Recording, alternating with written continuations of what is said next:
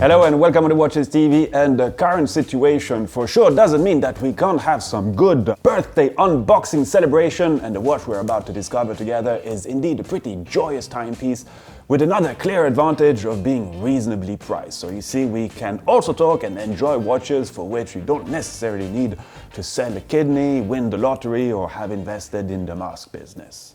So off we go, and as you can already witness, well, the size of this box is indeed a bit smaller than some of the crazy watches I had the privilege of unboxing with you guys. Okay, let's go for a bit of unwrapping. Okay, had to be done. So let's discover what's inside this box from the brand Gorilla.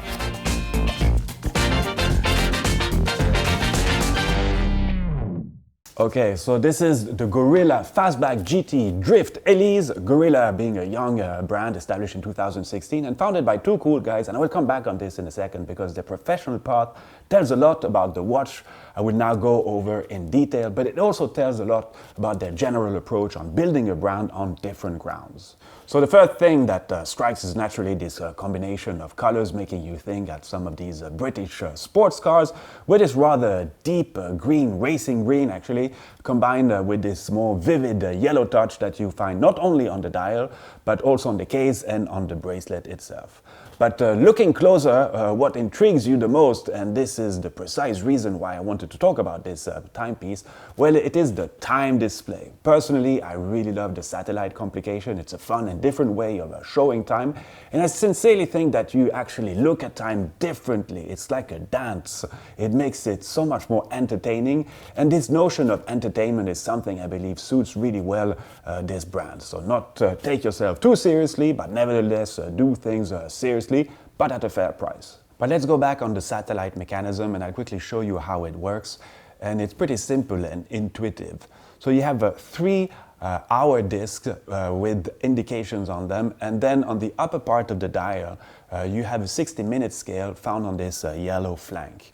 And it's the alignment of the indicated hour of the satellite within this 60-minute scale which gives you the time pretty easy, no? So in this case it's 8:10, and if I advance the time, well, you see the hour indication remains always pointed to the corresponding minute. And when I get close to 58, 59, and finally 60, well, the disc is no longer pointing at any distinctive minute, and it's the next disc which picks up at 0 on the other side of the minute scale. And it's during the next hour or so that the hour indication will rotate on itself on these satellite discs to prepare the next correct hour to be again displayed. And another side info, well, the hour and minutes are luminescent. So like I said, this is quite fun, and this satellite system is something we've seen with some much pricier type of watches, Urwerk being naturally the best example, having made themselves a specialist at this kind of time display. But yeah, of course that we're not talking the same price range.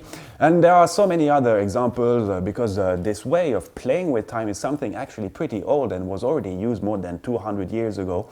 But in more recent time, we've also seen this with Audemars Piguet and Vaucher, Constantin, among many other brands. So to achieve this, well, encased is a pretty standard movement, the self-winding ETA 2824-2. It's a movement used in so many other watches, but the module behind this satellite mechanism has been developed by Vaucher, a very serious movement manufacturer known for movements made for Parmigiani Fleurier, Hermès, and even Richard Mille, to name a few of these companies' list of clients. 2 additional things I wanted to say is that it's a stop-second mechanism, something you probably noticed when I was playing with time setting just before. As you can see, the larger central second hand stopping while the titanium crown has been pulled out. And it's an automatic watch beating at 4 Hz, meaning 28,800 oscillations per hour, with 36 hours of power reserve, because as you can imagine, well, this mechanism does require quite a bit of energy for the cinematics of these rotating discs. Okay, let's now talk about the case, and this is also pretty cool. It's made out of woven forged carbon, with the addition of a matte green ceramic bezel bolted onto the case with titanium screws.